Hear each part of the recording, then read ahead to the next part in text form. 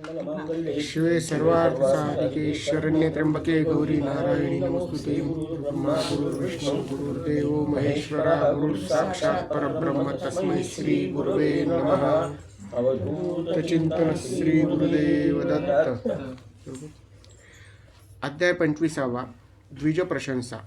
श्री गुरुचरित्राच्या 53 अध्यायांची पारायणे करताना त्रिदिनात्मक पारायणात 1 ते 24 ज्ञानकांड, 25 ते 37 कर्मकांड आणि 28 ते 38 ते 53 पर्यंत भक्तिकांड अशी विभागणी आहे.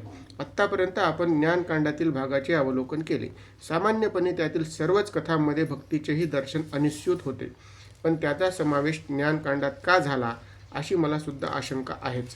सुरुवातीला नमनाला श्री गणेशापासून अधिकार परत्वे वंदन करून ग्रंथारंभाची पद्धती, त्यातही नमनाचा यथाक्रम, शेवटी आत्मनिवेदन, पुढे प्रत्येक कथा भागात प्रश्न आणि उत्तर रूपी श्रृंखला. कथेत ओघाने येणाऱ्या उपकथेचे बीज, कारण, उत्पत्ती, परिणाम, प्रयोजन असा क्रम ठेवून एक प्रकारे ज्ञानच सांगणे आहे. ज्ञानासाठी बुद्धीची, मनाची, ज्ञानदात्याची गरज असते. या कथेमध्येही भक्तीची प्रचिती दिसत असली तरी ती अनुषंगिक आहे. वेदांतामध्ये ज्ञानोत्तर भक्तीचा प्रकार वर्णन केला आहे. श्रद्धेचा प्रश्न निघाला की देव आहे काय? मला का दिसत नाही? तुम्ही पाहिला काय? रामकृष्णांना विचारलेल्या प्रश्नासारखा मला देव दाखवता का? असे तर्ककर्कश प्रश्न विचारणे 4 पुस्तके शिकलेला किंवा काहीच न शिकलेलाही विचारतो.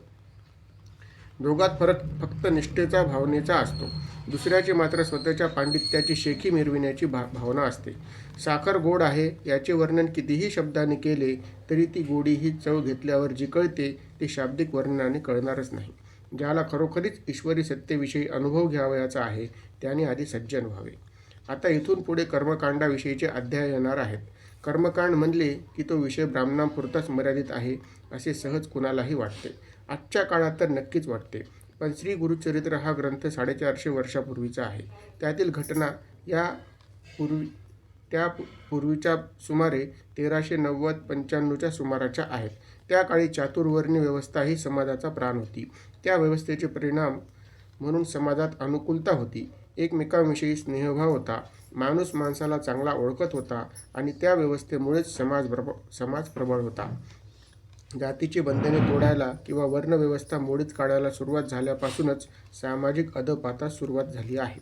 कनिष्ठ, मध्यम, उच्च या दर्जाची शुद्धता राखली गेली नाही. संकर वाढीला लागला. त्यामुळे कधी नव्हे इतके सामाजिक प्रश्न उभे राहिले. 75% शेती करणाऱ्या आपल्या देशात बीजाच्या शुद्धीला राखण्याचे महत्त्व विसराळीत जावे यासारखे दुर्दैव कोणते? असो, आपल्या प्रतिपाद्य विषयात आलेले कर्मकांड प्रामुख्याने ब्राह्मणाचे आहे.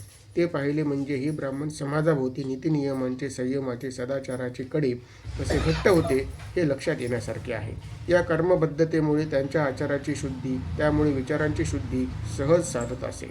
म्हणून अविचार, अत्याचार करणारे हे बंधमुक्त जीवन जगत होते.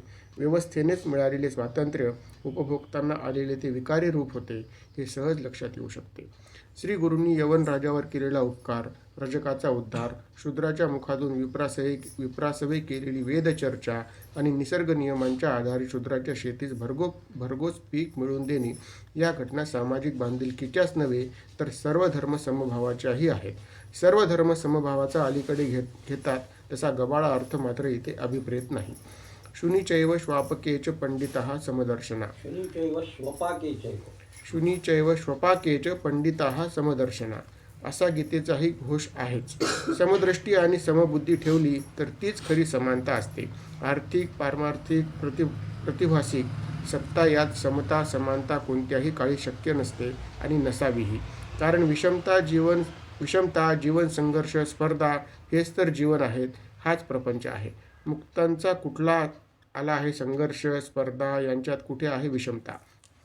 इतिहासाची कितीही पुरातन संदर्भ सूची पाहिली विषमताच दिसेल. सामाजिक, आर्थिक, वैचारिक सुद्धा. तेव्हा पुराण, कथा, चरित्रे, त्यातील नीतिनियमावली यांचा काळाचा संदर्भ सोडू नये. विचार करायचाच तर काल सापेक्ष करा. त्यातील महत्त्व विचारात घ्या. त्यातून लाभ निश्चित होत असतो. त्रिविक्रम महामुनींचा वृत्तांत ऐकल्यानंतर नामधारक सिद्धांना पुन्हा प्रश्न विचारतो, त्यानंतर काय घडले ते सांगा. सिद्ध म्हणाले, विदूर नावाची एक नगरी होती. तेथील यवन राजा महाक्रूर आणि ब्रह्मद्वेषी होता. तो ब्राह्मणांना बोलावून आपल्यापुढे वेद पठण करावयास लावी. दक्षिणाही भरपूर देई. जो विशेष वेदांत सांगेल त्याचा विशेष सन्मान करू असे म्हणत असे. द्रव्याभिलाषी काहीजण तसे करतही होते. त्यांना मतिहीन मूर्ख असे म्हटले आहे. कारण वेदविद्या ही ऐहिक साधनाची नसून पारलौकिक साध्याची आहे. त्याचा विक्रय हा ग्रहणीय समजला जात असे. त्या यवनाला ब्राह्मणांचा बुद्धिभेद करावयाचा होता. त्यामुळे वेदातील यज्ञकांडाविषयी तो अधिक दक्ष होता. तो म्हणे ब्राह्मण यज्ञासाठी पशुहत्या करतात आणि आम्हाला मात्र नाव ठेवतात. असे सुरू असताना एके दिवशी 2 ब्राह्मण आले आणि म्हणाले, आम्ही 3 वेद जाणतो. आमच्यासारखे पंडित कुणीच नाही. तुझ्या नगरात कुणी असतील तर आम्ही त्यांच्याबरोबर वाद करू, अन्यथा जयपत्रे घेऊ. त्या यवन राजाने लगेच परवानगी दिली. ब्रह्मवंदाची उणे काढण्यात राजाला आधीच धन्यता वाटत होती. तशात त्याच्या वृत्तीला पूरक विचारांची माणसे मिळाल्यावर राजाला आनंद होणे साहजिकच आहे. आपल्याकडे एक म्हण आहे, समानशिले व्यसनेषु सख्यम. इथे हाच अनुभव आहे. राजाने नगरातील विद्वानांना बोलावले, त्यांना हरवले, जयपत्रे घेतली. ते 2 ब्राह्मण म्हणाले, आता आम्ही तुझ्या राज्यभर फिरून बघतो. आमच्याबरोबर कोणी वाद केला तर बरेच आहे, नाहीतर आमचे शिकणे व्यर्थ जाईल. सर्वत्र फिरून जयपत्रे घेऊन ते दोघेजण दक्षिणेकडे भीमा नदीच्या काठावर असलेल्या कुमशी नावाच्या गावात आले. इथे त्रिविक्रम महामुनी राहत होता. तो वेदशास्त्र संपन्न होता, पण विनय संपन्नही होता. त्याने मानसपूजेच्या तपातून विश्वरूप दर्शन केले होते. मान अपमान, लोभ मोह, ईर्ष्या द्वेष या सर्व द्वंद्वाच्या पलीकडे गेलेला असल्यामुळे तो अतिशांत होता. संपूर्ण कुंभोन करोती शब्द अशी त्याची स्थिती होती, तर जल्पंती मूढाहा अशी त्या ब्राह्मणांची स्थिती होती. ते दोघे त्रिविक्रम भारतीजवळ आले आणि म्हणाले, तुम्ही 3 वेदांचे जाणकार आहात असे समजले. आमच्याबरोबर वाद करा अथवा असे जयपत्र लिहून द्या. असे म्हणून त्यांनी असंख्य जयपत्रे त्रिविक्रमापुढे ठेवली. ती सर्व जयपत्रे पाहून त्रिविक्रम भारती म्हणाले, मला 3 काय, एकही वेद येत नाही. त्यामुळे आमच्याशी हारणे अथवा जिंकणे अर्थहीन आहे. तुमच्यासारखे वेदविद असतो तर आमचेही मान सन्मान झाले असते. राजांनी आम्हालाही तुमच्याप्रमाणे मान दिला असता. आम्ही या सर्व उपाधी टाकून अरण्यवास करतो. त्यामुळे आमच्याशी वाद काय घालता. असे म्हणताच ते दोघे विप्र तावातावाने म्हणाले, वाद घालण्याची तयारी नसेल तर जयपत्र द्यावे लागेल. त्रिविक्रम महामुनींनी विचार केला, या 2 मूर्ख ब्राह्मणांनी अनेक ब्राह्मणांचा अपमान केला आहे. त्यांना शिक्षा करण्यासाठी गाणगापूरला श्री गुरूंकडेच न्यावे लागेल. त्यांना त्रिविक्रम मुनींनी विनंती केली, आपण गाणगापूरला जाऊ. तिथे आमचे गुरु आहेत. त्यांच्या संमतीने तुम्हाला जयपत्र तरी देऊ अथवा तुमची इच्छा वादविवादाची पूर्ण करू. तिघेजण गाणगापूरला निघाले. ते ब्राह्मण पालखीत बसले. त्रिविक्रम भारती पायी चालू लागले. भीमा तीरावरील रम्य अशा ठिकाणी जेथे श्री गुरु बसले होते तेथे सर्वजण आले. येताच त्रिविक्रमांनी श्री गुरूंना नमन केले. परात्पर परमहंस श्री गुरूंच्या चरणकमलांचे दर्शन होताच मुनीश्वरांचे नेत्र सजल झाले, अंग संकपित झाले. पारलौकिक स्पर्श असा असतो. श्री गुरूंनी प्रेमाने त्यांना उठविले व आगमनाची कारण पृच्छा केली. मुनींनी इतिवृत्त सांगितले. श्री गुरूंनीही त्यांना अनेक प्रकारे समजावले, पण ते दोघे जयपत्रासाठी हट्ट धरूनच बसले. गर्वाने सर्वांचाच नाश होतो. देवदानव, बळी, रावण, कौरव यांचा इतिहास पहा म्हणाले. तरीही वाद विषय न टाकणाऱ्या ब्राह्मणाविषयी पुढे सांगू असे म्हणून द्विज प्रशंसेचा 25व्या अध्यायाची समाप्ती केली. श्री दत्तात्रेयार्पणमस्तु. अध्याय 26. वेद विवरण. जयपत्रासाठी हट्ट धरून बसलेल्या त्या 2 विप्रांना श्री गुरु समजावून सांगू लागले, प्रथा अभिमान करू नका. ज्ञानाच्या अशा दुरुपयोगाने तुमचेच अकल्याण होईल. वेदांचा विक्रय करणे आणि ब्राह्मणांचा उपमर्द करणे, आत्मस्तुती करणे हे सगळे आत्मघातकी विचार आहेत. 3 वेद जाणतो म्हणता, पण वेदांत ब्रह्मदेवालाही कळाला नाही, एवढे ते अनंत आहेत. व्यास नावाने अवतार घेऊन श्री विष्णूंनीच काही प्रमाणात वेद सांगितला. व्यासांनी त्यांचे 4 शिष्य पैल, वैशंपायन, जैमिनी, सुमंतू यांनीही सांग वेदांचा अभ्यास करायचा निग्रह केला. त्यांना व्यासांनीच सांगितले, एक वेद शिकण्यास कल्पांता इतका काळ पाहिजे. 4 वेद कसे अभ्यासता. पूर्वी भारद्वाज ऋषींनीही असा प्रयत्न केला. थोडे शिकले, त्याने पुन्हा तप आरंभिले. ब्रह्मदेव प्रसन्न झाले, वर माग म्हणाले. तेव्हा भारद्वाजांनी मला सगळे वेद शिकवा अशी विनंती केली. ब्रह्मदेव म्हणाले, मलाच वेदाचा थांग लागला नाही, तू कसा शिकशील. तरीही तू त्या प्रित्यर्थ तपश्चर्या केलीस. मी वर दिला तेव्हा किमान तुला सर्व वेद दाखवितो. तू पहा आणि तुझ्या शक्तीनुसार अभ्यास कर. ब्रह्मदेवाने भारद्वाजाला वेद दाखविले तर ते 3 मोठ्या पर्वता एवढे भांडार दिसले. त्याचा दिव्य प्रकाश पाहून ऋषींचे नेत्र दिपले. त्याला ज्ञानाची अगाधता पाहून भीतीही वाटली. तो ब्रह्मदेवाला म्हणाला, देवा तुम्ही द्याल ते घेईन. ब्रह्मदेवाने प्रत्येकातील एक याप्रमाणे 3 मुठी दिल्या. त्या तीन मुठीतून मंत्र विभाग वेगळा करून ऋषी भारद्वाजांनी 4 वेदाची रचना केली. असे प्रचंड ज्ञान भांडार आहे. व्यासांनी 4ही शिष्यांना एक एक वेद शिका असा उपदेश केला. शिष्यांनी व्यासमुनींना वेदांचा विस्तार आणि अभ्यास पद्धतीविषयी मार्गदर्शन करा म्हणून प्रार्थना केली. तेव्हा व्यासांनी पैल नावाच्या शिष्याला बोलावून ऋग्वेदाचे वर्णन केले. या ऋग्वेदाचे गोत्र अत्री करून उपवेद आयुर्वेद असल्याचे सांगितले. गायत्री छंद, रक्तवर्ण आणि डोळे कमळपानासारखे असे ऋग्वेदाचे रूप सांगितले. शब्दोच्चारानुसार आकृती तयार करणारे एक शास्त्र आहे. ती एक कलाही आहे. टीव्हीच्या एका कार्यक्रमात श्री गणेशाच्या गीतावर गणेश मूर्ती चित्तारल्याचे सर्व ज्ञात आहे. ही कला वेद काळा इतकी जुनी आहे असे समजण्यास भरपूर वाव आहे. श्री व्यासांनी प्रत्येक वेदांचे रूप, वर्ण, छंद, देवता असे वर्णन केले आहे. श्रावक, श्रवणीय, जटासंकट, पाठ, क्रम आणि दंड हे 7 विभाग. याशिवाय अश्वलायनी, शांखायनी, शाकला, बाष्कला आणि मांडुक्य अशा 5 भेदांचाही उल्लेख असे 12 शाखांचे वर्णन केले.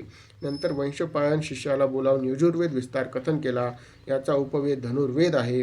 गोत्र भारद्वाज, विष्णू देवता आणि त्रिष्टुप छंद आहे. बारीक कंबर, जाड मान व गळा, सोनेरी रंग, डोळे पिंगट असे रूप यजुर्वेदाचे ध्यानी घ्यावे. याचे विभाग 86 आहेत. त्या प्रत्येकाचे पुन्हा उपविभाग आहेत. त्यात तैत्तिरीय नावाची एक शाखा आहे. सगळ्या प्रकारच्या यज्ञाचेही यात वर्णन आहे. दुसऱ्या भेदात शंगे विस्तारून सांगितली आहेत. त्यांनाही उपांगे आहेत.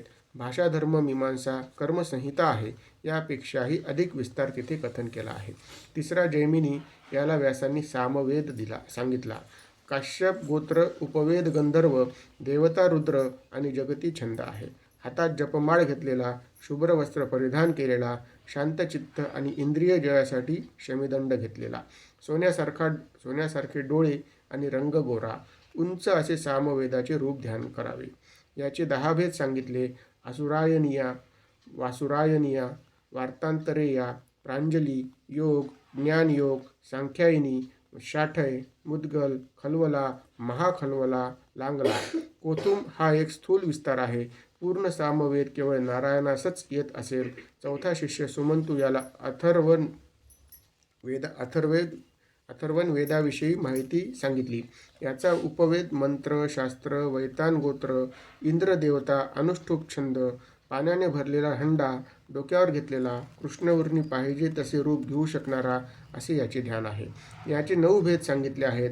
पैप्पला, दांता, प्रदांता, स्तोता, अवता, ब्रह्मद, यशद, शौनक, चरणविद्या त्यांची 5 कल्पे आहेत. पूर्वी वेदाचे महत्त्व होते. ब्राह्मण धर्मकर्म संरक्षित होते. त्यामुळे त्यांच्या वचनालाही यथार्थता होती. वेद बीज वर्णन करणे, विक्रय करणे यामुळे वेद आणि ब्राह्मण दोघेही भ्रष्ट झाले. कर्मविपाक सिद्धांताने ते ब्रह्मराक्षस होतात. स्वतःला चतुर्वेदी म्हणवतोस, वेद तर अगाध आहेत. तेव्हा जा, हट्ट सोड आणि स्वतःचा अधपात थांबव. तरीही ते द्विज म्हणाले, राजापुढे आमची हार होईल. त्यामुळे वाद करा अथवा पत्र द्या. त्या तामसी विप्रांना एवढे सांगूनही समाधान झाले नाही.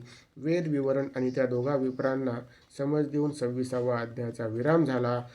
श्री दत्तात्रयार्पणमस्तु. अध्याय 27. कर्माचा परिणाम. 4 वेदांचा मतितार्थ श्री गुरूंनी सांगितला.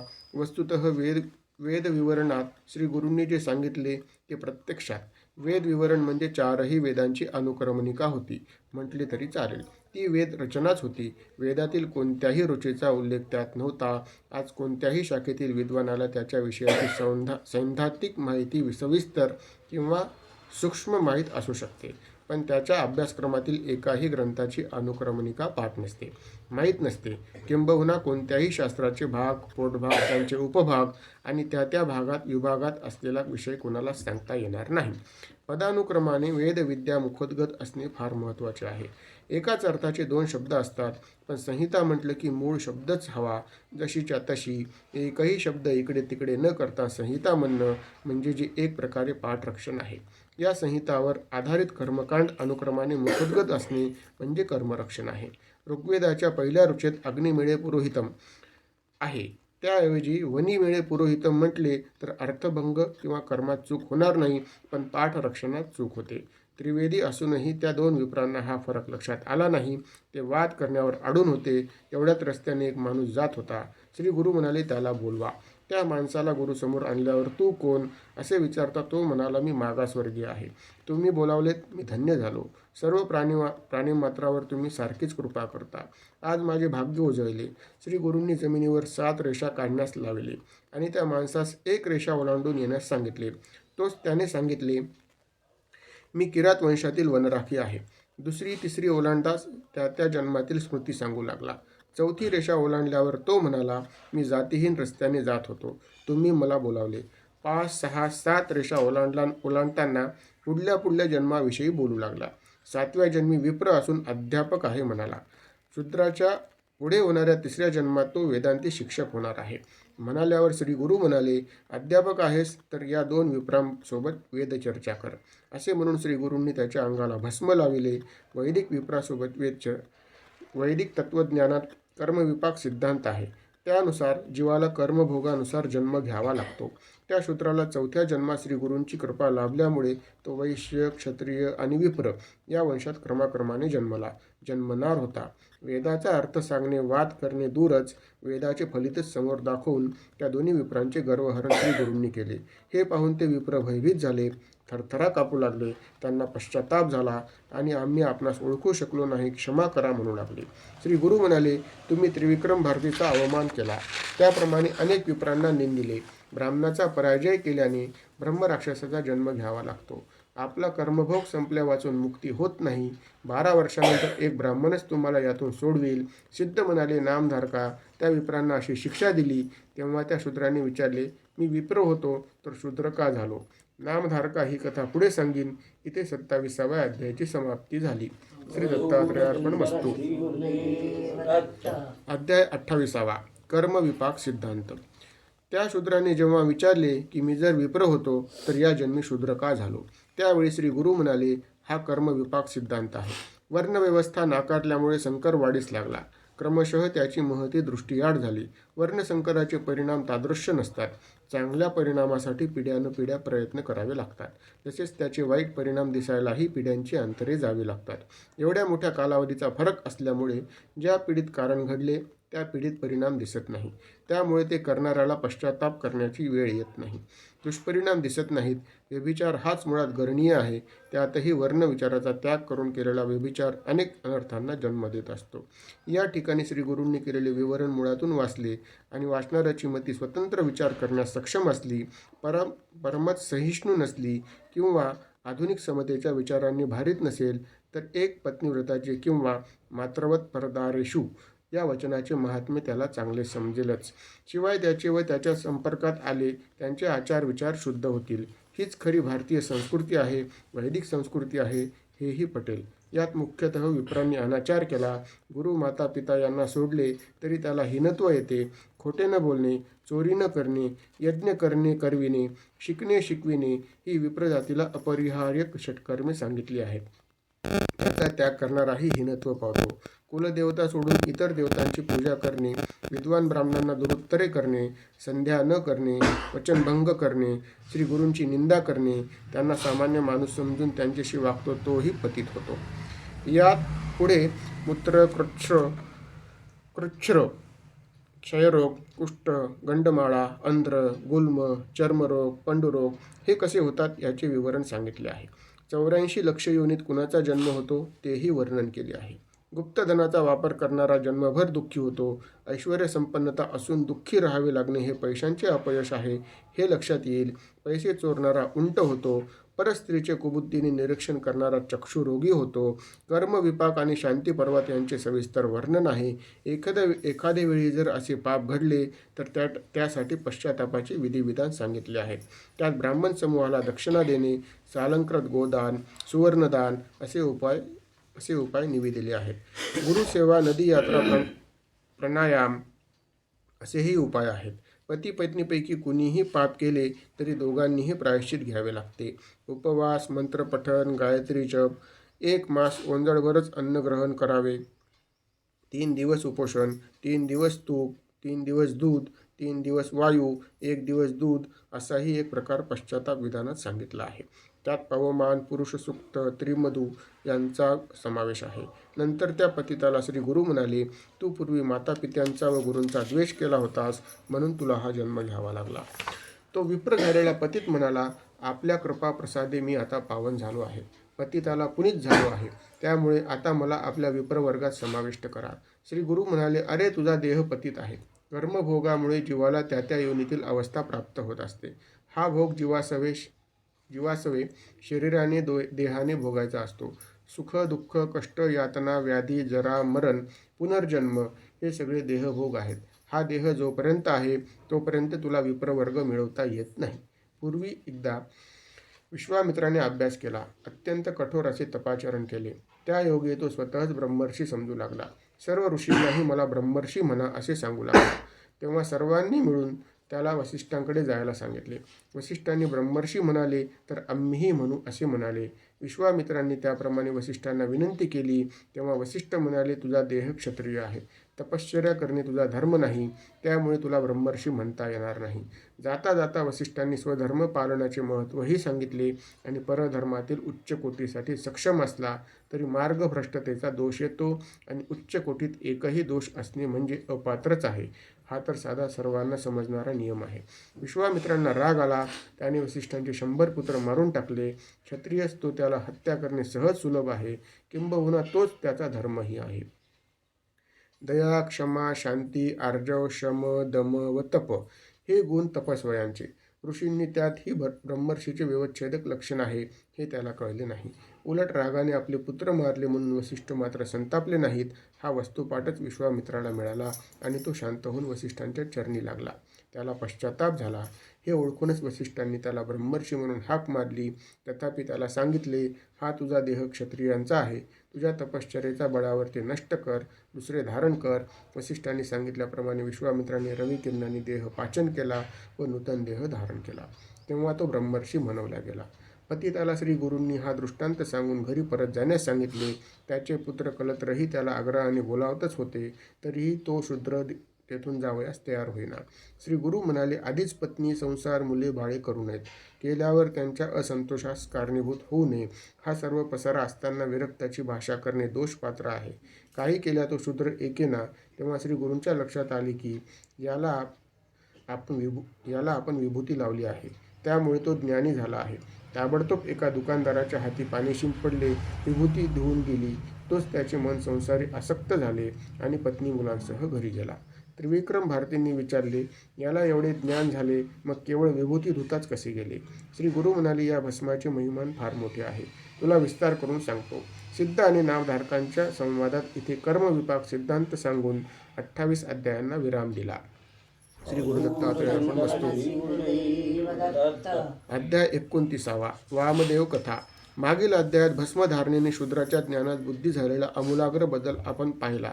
वरवर पाहिले तर ते एक थोतांड वाटू शकते, पण ऐहिक पातळीपेक्षा वरच्या पातळीवर जाऊन बुद्धी विचार करू लागली तर त्यात तथ्यांश सापडेल. एक बाह्योपचार आहे. हिसाबनीतीत वाघाचे कातडे अंगावर घेतलेला कुत्राही डरकाळी सदृश्य आवाज काढतो. एखादे व्रात्य बालक कोट टोपी घालून हातात काठी घेऊन आजोबासारखे बोलतो. नाटकात तर भूमिका तसा वेश परिवेश केला की नट त्याच्यासारखेच नाही. तर तो एखादा बुद्धिमान प्रोफेसर दाखवायचा असेल तर लेक्चर व्याख्यान देईल, नाहीतर काळ्या कोट घालून अगदी रामशास्त्राप्रमाणे न्यायाची भाषा बोलेल. वस्तुतः ही त्याची मूळ बुद्धी नाही, तो कशाच्या तरी प्रेरणेने तसे वागतो बोलतो. ज्ञानेश्वर महाराजांनी रेड्याच्या मुखातून शब्द ऐकवला आणि अलीकडच्या काळातही हवेतील तरंग पकडून बोलणे ऐकणे आपण पाहतच आहोत. ही वैज्ञानिक प्रगती आणि ती योगिक प्रगती आहे. योगाभ्यासाने ते शक्य आहे. भस्म ही यकश्चित वाटणारी गोष्ट, पण ती भगवान शंकरांनी धारण केली आहे. भगवान शंकराव्यतिरिक्त कुणालाही महादेव म्हणत नाहीत, यातच त्यांची महानता सिद्ध होते. देवदानवांच्या समन्वयाने झालेल्या समुद्रमंथनात हलाहल नावाचे विष निघाले. ते आता कुणी घ्यावे? प्रत्येकालाच आपल्या स्वतःच्या अस्तित्वाची काळजी असते. शिवाय हा किंवा तो गेला तरी बिघडणार नाही, पण माझ्यावर अनेकांच्या जबाबदाऱ्या आहेत, माझ्यावर अनेक जण अवलंबून आहेत, किंवा माझ्यामुळेच अनेकांचे सुरळीत चालते आहे, अशी प्रत्येकाची भावना असते. त्यामुळे हलाहल घेऊन स्वतःला संपवायचे असा खुळचट आदर्शवाद ते बाळगतात. उलट पक्षी संकटाला सामोरे जाऊन आघाडी मारणे आणि आपल्या पाठच्यांचे रक्षण करणे हा मोठा ध्येयवाद आहे. हे सोयीस्करपणे विसरतात. त्यामुळे संकटाला तोंड देऊन इतरांचे रक्षण करणाराच मोठा ठरतो. मोठेपण त्याच्याकडे आपसूक चालत येते. मोठेपणालाही अशा व्यक्तीच्या आश्रयाने धन्यता लाभते. मोठेपणाला अर्थ मिळतो. ते हलाहल प्राशन करून कंठातच धारण करण्याचे महत् कार्य भगवान श्री शंकरांनी केले. त्यामुळे ते महादेव ठरले. अशा महादेवाने धारण केलेल्या विभूतींची महिमा त्यामुळेच अवर्णनीय आहे. काय आहे? साहेबी पोशाख केला, साहेबासारखी टाय लावली की साहेबी थाटाचे बोलणे येते की नाही? या बाह्योपचारानेही बुद्धीत पालट पडतोच की नाही? बुद्धी कर्मानुसारिणी आहे. कर्म अंतर्बाह्य दोन्हीही आहे. कारण मनसैव कृतकर्म. असो, नामधारकाच्या विनंतीवरून सिद्धांनी भस्म महात्म्य सांगण्यास प्रारंभ केला. ते म्हणाले, पूर्वी कृतयुगात वामदेव योगी घरदार बायका मुले त्यांचा त्याग करून संन्यास घेऊन देशाटन करीत होते. फिरत फिरत ते दक्षिण देशातील दंडकारण्यात पोहोचले. तेथे राक्षसांचा संचार होता. त्यात ब्रह्मराक्षसही होते. ब्रह्मराक्षस ही एक पिशाच्य योनी असल्याचे आपण मागील अध्यायात पाहिले होते. ते ब्रह्मराक्षस माणसासहित सर्व काही खाऊन भस्म करीत असत. हा ब्रह्मराक्षस वामदेवाला बघताच जवळ आला. त्याच्या मनात त्यांचा घास करावा अशी इच्छा होती. त्यासाठी त्याने वामदेवाला कवटाळले. त्याचबरोबर वामदेवांच्या अंगी लागलेले भस्म त्या ब्रह्मराक्षसाला लागले. भस्म अंगाला लागताच त्याला गतजन्मीचे ज्ञान झाले. सत्संगाचे असेही परिणाम होतात. ब्रह्मराक्षस वामदेवांच्या पायी लीन होऊन म्हणाला, तुम्हीच साक्षात गुरु आहात. तुमच्या अंगस्पर्शानेच मला पूर्वजन्मीचे ज्ञान झाले. माझ्या गेल्या 25 जन्माचे दोष मला दिसत आहेत. मी अनेक प्रकारची पातके केली, अनेक ब्रह्मस्त्रिया भ्रष्ट केल्या, मदांधपणे अपरिमित मद्यपान केले, त्यामुळे व अतिविषय सेवनाने व्याधिग्रस्त झालो. अंथरुणावर पडल्याने राज्य गेले, मरण प्राप्त झाल्यावर हजारो वर्षे नरकवास भोगला आणि आता या जन्मी ब्रह्मराक्षस झालो. तुमच्यामुळे मला एवढे ज्ञान झाले, याचे काय कारण आहे ते सांगा. तेव्हा वामदेवाने सांगितले, माझ्या अंगाच्या भस्मस्पर्शाने तुला ज्ञान झाले असे सांगितले. त्याचा महिमा सांगा म्हटल्यावर वामदेव म्हणाले, देवादिकांनाही त्याचे महत्त्व वर्णन करता येत नाही. महादेवांनीच ज्याला आपला म्हणले त्याचे महत्त्व आणखी कोणत्या शब्दाने वर्णावे? तरीही किंचित तुला दृष्टांत रूपाने सांगतो. ऐक म्हणाले. द्रविड देशात म्हणजे दक्षिणेकडे एक ब्राह्मण स्वतःचा धर्म न पाळता आचारहीन वागणारा होता. तो एका वेश्येकडे नेहमी पडून असे. त्यामुळे तो जातीबाह्य केला होता. एकदा असेच अकृत्य करीत असताना एका शूद्राने त्याचा वध केला आणि गावाबाहेर टाकून दिले. तिथे एक कुत्रे आधीच भस्मावर बसलेले होते. ते त्या प्रेताजवळ आले आणि क्षुधा निवारणासाठी त्यावर बसले. त्या श्वानाचे पोटावर असलेले भस्म त्या प्रेताला लागले. ते पाहून त्या जीवाला शिवपुरी नेण्यासाठी शिवदूत आले. तो यमदूत त्या जीवाला घेऊन जात होते. ते पाहून शिवदूतांनी यमदूतांना पळवले व त्या जीवास घेऊन गेले. त्या यमदूतांनी यमाला विचारले, आत्ता आम्ही काय करावे असे विचारले. तेव्हा यमाने कैलासावर जाऊन शिवदूतांना बोलू लागला, तो पापी जीव आणणाऱ्या माझ्या दूतांना तुम्ही का मारले? शिवदूतांनी सांगितले, आम्हाला ईश्वरांची आज्ञा आहे की ज्या नराचे अंग भस्मांकित आहे त्यांना शिवपुरास आणा. हे ऐकून यमानेही आपल्या दूतांना सांगितले की ज्याचे भस्मांकित तनू आहे त्यांना तुम्ही आणू नका. त्याने कितीही पाप केले तरी तो भस्मधारणेने शुद्ध होतो. त्याचप्रमाणे जो रुद्राक्ष धारण करतो तोही शिवपुरीचा अधिकारी असेल. हे ऐकताच ब्रह्मराक्षसही ज्ञानी झाला आणि 25 जन्मापूर्वी त्याने केलेले पुण्यकर्म आठवून म्हणाला, त्याचेच फळ म्हणून आज तुमचे दर्शन झाले आहे. मला भस्म महात्म्य ते लावण्याचा विधी सांगा आणि उपकृत करा. वामदेवाने सांगितले, पूर्वी असेच एकदा ईश्वराची महासभा भरली होती. सभेत सगळेच गंधर्व, यक्ष, राक्षस, किन्नर विविध गण आले होते. सभेत पार्वती माता सुद्धा उपस्थित होती. एवढ्या देवर्षी सनत कुमार आले आणि म्हणाले, देवा, ईश्वर प्राप्तीची अनंत साधने आहेत. प्रत्येक साधनेत काहीतरी कष्ट आहेतच. कलियुगात मानव आधीच कष्टाने पिचलेला आहे.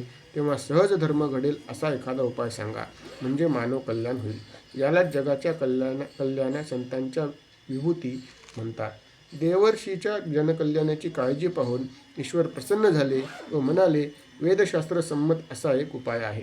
त्रिपुंड्र धारण कसे लावावे, किती लावावे, कोणत्या मंत्राने लावावे असे प्रश्न देवर्षींना पडले. नंतर ईश्वरांनी संपूर्ण भस्मधारण विधीच सांगितला. असे भस्म तुला लागल्यामुळे तुझा उद्धार झाला असे वामदेवाने ब्रह्मराक्षसाला सांगितले व 29व्या अध्यायाची समाप्ती झाली. श्री दत्तात्रेयार्पण वस्तु. अध्याय 30. पतिव्रताख्यान. जो जो कथा ऐकावी तो नामधारकाची गुरुचरित्राविषयीची गोडी वृद्धिंगत होऊ लागली. तो सिद्धमुनींना म्हणाला, श्री गुरूंनी पतिताकरवी वेद म्हणविले त्रिविक्रम भारतीला विश्वरूप दाखवून ज्ञान महिमा सांगितला. त्यानंतर काय काय घडले ते सांगा. कथामृताचे असेच असते, ती रंजन करीत करीत प्रबोधनही करीत असते.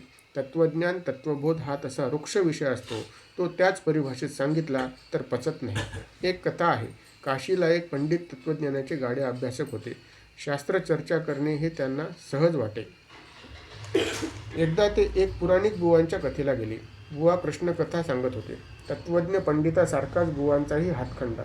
2-2.5 तास बुवांनी कृष्णकथा रंगवून खुलवून सांगितली. पंडित अगदी तल्लीन झाले. तत्त्वमसीचा विसर पडला आणि कृष्णरूप झाले. असा कथेचा महिमा आहे.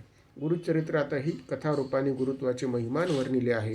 परमेश्वराचे अस्तित्व, ईश्वरी सत्ता इह जन्मात आपल्याला अनुकूल करून घ्यायचे असेल तर गुरु हेच सर्वोपरी माध्यम आहे. म्हणून गुरुभक्ती करावी, गुरुसेवा करावी असे प्रतिपादन करणे हा श्री गुरुचरित्राचा प्रमुख उद्देश आहे. नामधारक त्यामुळेच पुन्हा पुन्हा प्रश्न करतो आणि सिद्धमुनी त्याचे समाधान करतात. जाता जाता आपल्याला त्या त्या कथेतूनही संदेश देत जातात. आपणही अर्जुनाप्रमाणे कथेत चित्त एकाग्र केले तर कथारूपी पक्षाचा ज्ञानरूपी चक्षु नक्कीच दिसेल. चित्त एकाग्र करण्याचे दुसरे नाव श्रद्धा आहे. नामधारकाच्या प्रश्नावर सिद्धमुनी म्हणाले, श्री गुरु महिमा आगाध आहे. माझ्या बुद्धीलाही तो कळण्यापलीकडचा आहे. ब्रह्मा, विष्णू आणि महेश्वर या तीनही देवतांनी मनुष्य रूप धारण केलेली अगाध लीला वर्णन करण्याची शक्ती मलाही नाही. तथापि तुझा प्रश्न आहे तेव्हा थोडक्यात तुला सांगतो. गाणगापुरी श्री गुरूंचे वास्तव्य असताना अनेक लीला घडल्या. त्यांची ख्याती सर्वत्र पसरली. त्यामुळे अनेक ठिकाणाहून अनेक लोक त्यांचे दर्शनास येत होते. अनेकांच्या मनोकामना पूर्ण होत होत्या. कुणी गरीब धनवान झाला, कुणी अपत्यहीनाला पुत्रप्राप्ती होत होती, कुणाच्या व्याधी नष्ट होऊन आरोग्य मिळत होते. अंधांना डोळे, बहिऱ्यांना श्रवणसुख तर व्याधी पीडितांना आरोग्य प्राप्त होते. श्री गुरुदर्शनाने, श्री गुरुकृपेने हे सहज शक्य आहे. अशाच एका घटनेपैकी ही एक घटना आहे. उत्तर दिशेकडे माहूरला एक धनिक ब्राह्मण राहत होता. गोपीनाथ असे त्याचे नाव. त्याला पुत्रसंतती वाचत नव्हती. त्यांनी श्री दत्त आराधना केली. एक पुत्र झाला. त्याचे नावच त्यांनी दत्त ठेवले. 5व्या वर्षी त्याची मौंज केली. 12व्या वर्षी विवाह केला. दोघे पती पत्नी अत्यंत प्रेमाने राहत होते. 16व्या वर्षी त्या मुलाला अकस्मात एक रोग झाला. त्याला अन्न खाता येत नव्हते. त्याच्या पत्नीचे त्यावर इतके प्रेम होते की नवऱ्याला दिलेली औषधेही ती स्वतः ग्रहण करीत असेल. पत्नीला आपल्या संस्कृतीने अर्धांगी म्हटले आहे. या दृष्टीने या पतिव्रतेचे वागणे किती सार्थ होते हे लक्षात घेता येईल. इतकी एकरूपता असावी लागते म्हणजे ते खरे पातिव्रत्य आहे. असे 3 वर्ष गेल्यावर त्याला क्षय झाला. पतीसह पत्नीही क्षीण होत गेली. पतीच्या देहाला दुर्गंधी येऊ लागली. कुणी जवळ येत नव्हते, पण पत्नी मात्र त्याची अखंड सेवा करीत होती. घरचे धनिक असल्यामुळे औषध पाण्याला कमी नव्हते, तसे दैवी उपायांनाही कमी नव्हते. यज्ञ, याग, जप, तप, ब्राह्मण भोजन घालीत होते. देश विदेशचे औषध देत होते, पण काही उपयोग होत नव्हता. त्यांच्या कुलगुरूंना विचारल्यावर ते म्हणाले, आता परमेश्वरावरच भार टाकावा. माणसांच्या प्रयत्नांची आता पराकाष्ठा झाली आहे. हे ऐकून त्याच्या मातापित्याला आकाश कोसळल्याचे दुःख झाले. ते आक्रोश करू लागले, हे दत्ता, तुझ्या कृपेने एकच मुलगा वाचला. त्याचे असे हाल झाले तर त्याच्याबरोबर आम्ही सुद्धा प्राण देऊ. त्यांचा आक्रोश ऐकून पुत्र म्हणाला, माझ्या नशिबी तुझ्यासारखा सुंदर सुशील गुणवतीशी संसार करण्याचा एवढाच योग होता. माझ्यामुळे तुला मात्र बाध आला. असे ऐकून तिला मूर्छा आली. काही वेळाने पतीचे चरणी नमन करून म्हणाली, असे का म्हणता? तुम्ही आणि मी भिन्न नाहीत. जिथे तुम्ही तिथे मी. कुठेही तुमच्यासोबतच मी येईन. त्यानंतर तिने सासू सासऱ्यांना विनंती केली की माझ्या पतीला मी काही होऊ देणार नाही. तो परमेश्वर माझी विनंती नक्की ऐकेल. त्यासाठी आम्हाला गाणगापूरला पाठवा. तिथे श्री नरसिंह सरस्वती राहतात. त्यांच्या नुसत्या दर्शनानेही अनेक व्याधींचे निवारण होते असे ऐकले आहे. तेव्हा सर्वांनी संमती दिली. तिला सर्वांनी सौभाग्याचा आशीर्वाद दिला आणि तिने आपले व्याधीग्रस्त पतीला घेऊन प्रयाण केले. काही काळाने ती गाणगापूरला पोहोचली, पण प्रवासाच्या श्रमाने आणि इतरही कारणाने त्याचे प्राणोत्क्रमण झाले. तिथे ती श्री गुरूंची चौकशी करू लागली. लोक म्हणाले, श्री गुरु संगमावर गेले आहे. इकडे येऊन पतीचे प्राण गेल्याचे पाहून तिने आकांत केला, देवा, गाईला गांजण्यात काय मोठेपण. तुम्ही रक्षण करते म्हणून तुमच्याकडे आलो, तर आमच्या वाट्याला हे दुःख का? दर्शनाला देऊळ गेले तर देऊळच अंगावर पडावे काय? तहान लागली म्हणून पाणी प्यावयास गंगेत जावे आणि तिथे सुसरीने खाऊन टाकावे काय? मी माझ्या पतीला त्यांच्या आईवडिलांपासून दूर करून तेथे आणले. आता ही वार्ता कळाल्यावर त्यांचेही प्राण जातील. मला मात्र एकाच वेळी 3 हत्या केल्याचे पाप लागेल. अशा अनेक प्रकारांनी दुःख प्रलाप करीत असताना तिथे एक साधू आला. त्याच्या सर्वांगावर भस्म लागलेले होते. हातात त्रिशूल आणि रुद्राक्षांच्या माळा होत्या. तिच्याजवळ येऊन तो साधू म्हणाला, का रडतेस तू? माणसाचे नशिबात जे लिहिले ते होतच असते. पूर्वजन्मी केलेल्या कर्माचे अनुषंगानेच ते घडत असते. त्यामुळे व्यर्थ शोक करू नकोस. या भूलोकावर सगळेच जण आले तसे जाणार आहेत. आपला आपला म्हणणे हा मायामोह आहे. माणसाचे जीवन हे पाण्यावर आलेल्या बुडबुड्यासारखे असते. सत्व रज तम या 3 गुणांनुसार कर्मे घडतात. त्याला काळ हाच कारण असतो. काळानुसार कर्म घडते. कर्माच्या स्वाधीन देह असतो, म्हणूनच तो अस्थिर असतो. काळ हा अस्थिर आहे. ज्याच्या त्याच्या कर्मप्रभावानुसार पूर्ववयात किंवा वार्धक्यात मृत्यू येत असतो. पंचमहाभूतांपासूनच देहाची उत्पत्ती आहे. त्वचा, शिरा, मांस, रक्त, मेद, मज्जा, विष्ठा, मूत्र, श्लेष्म, अस्थि असे विविध धातू असलेल्या या शरीरात आत्तत्व काय असते? त्यामुळे जे झाले ते झाले. शोक करू नको. त्याऐवजी तुझा उद्धार कशात आहे याचा विचार कर, असे सांगून 30व्या अध्यायाची समाप्ती होते. श्री दत्तात्रेयार्पणमस्तु. अध्याय 31. पतिव्रताख्यान. आपला पती निवर्तला म्हणून शोक संतप्त अशा त्या स्त्रीला तिथे साधू भेटले आणि ज्ञान सांगू लागले. जगणे मरणे कालबद्ध आहे आणि कार्यबद्धही आहे. त्यामुळे माणसाने जगण्याचा हर्ष किंवा मरणाचा खेद न करता त्याच्या मधल्या काळात आत्मकल्याणासाठी काय उपाय करावा, कसे आचरण करावे, कोणता देव पूजावा, स्त्रीने काय करावे, पुरुषाने काय करावे, सदवा स्त्रीने काय करावे, तसेच गतध्वा स्त्रीने काय करावे याचा सविस्तर उहापोह धर्मशास्त्रात विशद केला आहे. त्या स्त्रीच्या विचारण्यावरून त्या योगेश्वराने स्त्रीचा धर्म दोन्ही अवस्थांमध्ये कसा असावा हे सांगण्यास सुरुवात केली. स्कंद पुराणातील काशीखंडात हे विस्ताराने सांगितले आहे. आपण थोडक्यात विचार करू. अगस्त्य ऋषी व त्याची पत्नी लोपामुद्रा धर्मपरायण पातिव्रत्यपरायण होते. त्यांचा शिष्य विंध्य हा पर्वतरूप होता. अत्यंत रमणीय असे त्याचे स्थान होते. एकदा ब्रह्मर्षी नारद फिरत फिरत तिकडे गेले. विंध्याद्रीची स्तुती करू लागले. स्तुती करता करता म्हणाले, तुझे स्थान रम्य आहे, शिखर शोभायमान आहे, परंतु तू मेरूप्रमाणे उंच नाहीस. विंध्याद्रीला राग येऊन तो वाढू लागला. वाढता वाढता सूर्यमंडळापर्यंत गेला. त्यामुळे दक्षिणेकडे अंधार पसरला. सूर्यकिरणांच्या अभावी यज्ञादी ब्रह्मकर्मे होईनाशी झाली. मध्यंतरीच्या काळात यज्ञयागाची बुद्धिवाद्यांनी भरपूर चेष्टा केली, पण आता मात्र त्यातील विज्ञान लक्षात आल्यामुळे प्रत्येकाने आपापल्या घरीही अग्निहोम करावे, गायत्री याग करावा, निदान 5 आहुती तरी द्याव्या, असा जोरदार प्रचार होत आहे. त्यामुळे यज्ञ पण होईनासे झाल्याची त्यावेळची खंत ही यथायोग्यच होती. तो त्या व्यक्तीच्या कर्मकांडाचाच भाग होता असे नव्हे, तर त्यात समाज स्वास्थ्याचा विचार होता. असंख्य जीवावर होणाऱ्या प्राकृतिक आघाताची ही चिंता होती आणि ही चिंता करणारेही 2% असावे. त्यांनी विचार केला आणि मार्गही काढला. अगस्त्य ऋषींना सर्वांनी विनंती केली, महाराज, परिस्थिती कठीण झाली आहे. आपला शिष्य वाढतच आहे. तिकडे अंधार पडला आहे. अखिल प्राणी जातच धोक्यात आले आहेत. आपण कृपा करून दक्षिणेकडे प्रयाण करा. गुरूंना पाहताच विंध्यगिरी दंडवत घालीन. त्याला तुम्ही परत येईपर्यंत असाच राहण्याची आज्ञा द्या. त्याचप्रमाणे झाले.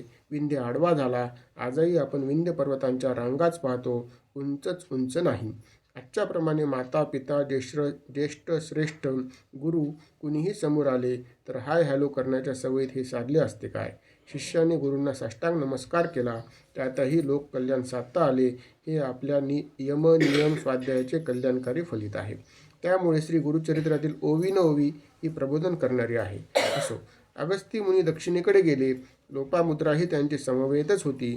देवगुरु बृहस्पतीने पतिव्रता स्त्रियांची स्तुती करण्यास प्रारंभ केला.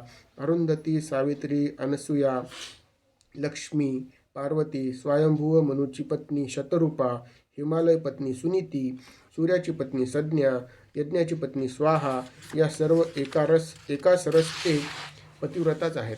त्यातही लोपामुद्रा विशेष आहे. यांचे आचरण तेच पतिव्रता स्त्रीचे आचरण असावे असे सांगितले. पतिव्रता म्हणजे पतीच्या सेवेत तत्पर असलेली. व्रत हे नियमाने व निष्ठेने करायचे असते. इतर कोणतेही व्रत हे अनुषंगिक आहे, कालबद्ध आहे, म्हणून त्याची विधिविधानही आहे. पण पतिसेवेचे व्रत हे कालबद्ध असू शकत नाही किंवा त्याचा काल हा अखंड आहे. तो चैतन्यमय असल्यामुळे त्याच्या गतिस्थितीनुसार सेवाधर्म राखावा लागतो. परमेश्वराची सेवा करतानाही असे सातत्य राखणे आवश्यक आहेच. पण आपणच मूर्तिरूपात स्थानबद्ध कालबद्ध करून टाकली, परमेश्वराचे चैतन्यमय अस्तित्व मान्य केले की जे जे भेटे भूत ते ते जाणिले भगवंत, अशीच स्थिती होत असते. इथे निदान पती चैतन्यरूप अस्तित्व भगवंत रूप जाणून सेवा करणे हेच पातिव्रत्य आहे. एवढ्या विवेचनात स्त्रियांचा पती असतानाच धर्म यथार्थपणे येऊन गेला आहे, तरी मनात आणि कृतीत व्यवस्थित रुतण्यासाठी पुनरुक्तीसारखे तंत्र नाही. पती सेवेचा प्रकार कसा असतो याचे वर्णन इथे केले आहे. पतीला पाहताच उभे राहावे, त्याला काय हवे नको ते विचारावे, बस म्हटल्यावर बसावे, त्याचे जेवण झाल्यावर त्याच्या उरलेल्या जेवणालाच मुख्य जेवण समजावे, त्याला विचारल्या वाचून काही दान धर्म करू नये, पती झोपल्यावर स्वतः झोपावे, पतीचे नाव उच्चारू नये, त्यामुळे पतीचे आयुष्य उणावते. पती परगावी गेला तर साज शृंगार करू नये, पतीच्या धर्मकर्मात सहाय्य करावे, घर नेहमी स्वच्छ ठेवावे, पतीला उलट उत्तरे. त्यामुळे पती गेल्यावर या सवेत जाणे हितकर असते. सहगमनाच्या प्रथेला किंवा सती प्रथेला मोठ्या प्रयासाने बंद करण्यात आले आहे. त्यामागे आत्मक्लेश करणे गुन्हा आहे. एवढीच भावना होती की स्त्री रक्षणाची भावना होती, ते चळवळ प्रणेतीत जाणवत. पण त्यानंतर अनाचाराला किती वाव मिळाला, देह विक्रयाला किती पूरक परिस्थिती निर्माण झाली किंवा सामाजिक अधपतनाची कोणती पायरी गाठली याचा कुणी आकृतीबंध केला नाही. सहगमनाच्या कुळामुळे 42 कुळांचा उद्धार होतो. तिला स्वर्गात स्थान मिळते. शरीरावर 3.5 कोटी केश रोम आहेत. त्या प्रत्येक रोमासाठी वर उल्लेखलेल्या प्रत्येक रोमासाठी शतकोटी वर्ष स्वर्गात पतीसह 42 कुळासही राहते असे वर्णन आहे. हा अर्थवाद मानला तरी वर उल्लेखलेल्या अंदाधुंदीने गाठले जाणारे अधस्तर तरी प्राप्त झाले नसते. स्वर्ग म्हणजे सुख जरी गृहीत धरले तरी ते मिळाले असते, हे तर प्रत्ययी आहे. फार मोठ्या घडलेल्या सामाजिक क्रांतीसंबंधाने असा विचार प्रगट करणे धाडसाचे असले तरी ते गणनीय नक्कीच नाहीत. असो, पतिव्रतेच्या आचरण संबंधीचे हे मार्गदर्शन पुराणोक्त आहे, तरीही स्त्रीशील रक्षण, स्त्रीला समाजात एक आदरणीय स्थान देणारे आणि सामाजिक अधपतनाला नियंत्रित करणारे आहेत, हे तरी नाकारता येणार नाही. सिद्ध मुनींनी नामधारकाला त्याच्या प्रश्नाच्या उत्तरात पतिव्रताख्यान सांगून 31वा अध्याय समाप्त केला. श्री दत्तात्रेयार्पणमस्तु. अध्याय 32. प्रेत संजीवन. विधिवंशे पंचत्व पावलेल्या त्या विप्राच्या पत्नीला साधुरूपाने पावलेल्या स्वामी महाराजांनी पतिव्रतेचा आचार सांगितला आणि सहगमनाचे फलही सांगितले. यच्च यावत सर्व स्त्रियांनी सहगमन करावे असा मात्र याचा अभिप्राय नाही. कोणत्या परिस्थितीमध्ये ते निषिद्ध आहे ते आता 32व्या अध्यायात सांगत आहे. सहगमन करता न येणाऱ्या स्त्रियांनी धर्मरक्षण कसे करावे आणि विधवापणी काय आचरण करावे त्याचेही मार्गदर्शन करणार आहेत. धर्मशास्त्रात कोणताही विधी किंवा कोणताही निषेध अर्धवट नाही. सांगोपांग विचार त्यात केला आहे. आजच्या काळात आपल्याला विधीचे ज्ञान नाही, असले तर आकर्षण नाही, निषेधाला दरबंध नाही, अशी सुसाट वाऱ्यावर इतस्तः भरकटणाऱ्या पाचोळ्यासारखी स्थिती आहे. झाडावरून आधार पडले, जमिनीवर टिकले नाही, अशी त्रिशंकू अवस्था आहे. स्वधर्माची चौकटही देह प्राण गती स्थिती रक्षणार्थ त्यामुळेच महत्त्वाची आहे. स्वधर्मे निधनम श्रेय परधर्मो भयावह या वचनातील धर्म हा आचरण या अर्थाने विचारात घ्यावा, म्हणजे शंका उरणार नाही. देवगुरु बृहस्पतीला त्यावेळी ऋषीश्वरांनी विचारले, स्त्री गरोदर असली, तिला मूल असले किंवा देशांतरी पती निधन पावला, त्यांनी काय करावे? देवगुरु सांगतात, पतीजवळ आहे पण स्त्री गरोदर आहे किंवा स्तनपान करणारे बालक आहे, पुरुष दूरदेशी गेला आहे, तिने सहगमन करणे पाप आहे.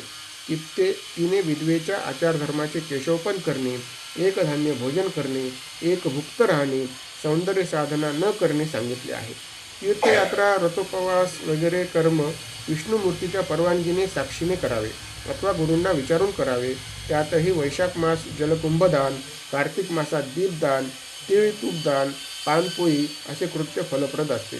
तीर्थयात्रेत जाणाऱ्या लोकांचे पाय धुवावे, त्यांना छत्री, पायाला वाहना, वस्त्र द्यावे, यांचे पुण्य तीर्थयात्रा केल्यासारखेच आहे एवढेच आहे. पळसाच्या पत्रावरील भोजनाचे व्रत करून तुपाचे पात्र दान द्यावे. दही दूध वर्ज्य